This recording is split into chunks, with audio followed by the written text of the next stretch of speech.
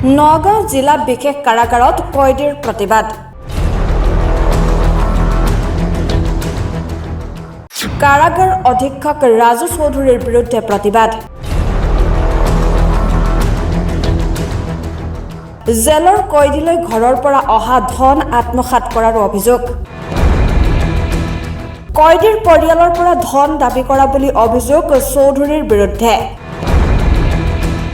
ইতিমধ্যে অনুসন্ধানৰ বাবে কাৰাগাৰত উপস্থিত হৈছে নগাঁৱৰ অতিৰিক্ত আয়ুক্ত যি অভিযোগৰ কাৰণে আহিছিলে কি হৈছিল বাৰু এনকুৱাৰী চলি আছে সেইকাৰণে এনকুৱাৰীটো শেষ হোৱাৰ পিছতে আমি আপোনালোকক ক'ব পাৰিম অনখন উঠাই লৈছে নে এতিয়া এতিয়া এইখিনি নৰ্মেল চলি আছে জেলৰ ভিতৰত কোনো প্ৰব্লেম নাই হয় অনখন উঠাই লৈছে আৰু যিখিনি অভিযোগ আছিল সেইটোৰ ওপৰত ডিচি ছাৰৰ এটা এনকুৱাৰী চলাব দিছে আজি প্ৰাৰম্ভিক এটা চেকিং এটা এনকুৱাৰী হেয়াৰিং লোৱা হৈছে আৰু আগন্তুক সময়ত এনকুৱাৰীটো কমপ্লিট হ'লে আপোনালোকৰ কাৰাগাৰ অধীক্ষকৰ বিৰুদ্ধে আছিলে ন কাৰাগাৰৰ ভিতৰতে ঘটনা কিছুমানৰ অধীক্ষকৰ বিৰুদ্ধে কাৰাগাৰৰ ভিতৰৰ ঘটনাক্ৰমৰ ওপৰতে কমপ্লেইনবোৰ কিছুমান আছে এইটো এতিয়া এনকুৱাৰী এটা হ'ব কেনেধৰণৰ ঘটনা সংঘটিত হৈছিল বুলি তেওঁলোকে জনাইছে আপোনাক যিহেতু এতিয়া এনকুৱাৰীটো হ'ব সেইকাৰণে আমি বেছি তথ্য আপোনালোকৰ লগত শ্বেয়াৰ কৰিব পৰা নাই এবাৰ এনকুৱাৰীটো হৈ লওক এতিয়া তথ্যখিনি আমি চবৰ লগত শ্বেয়াৰ কৰিব ধন্যবাদ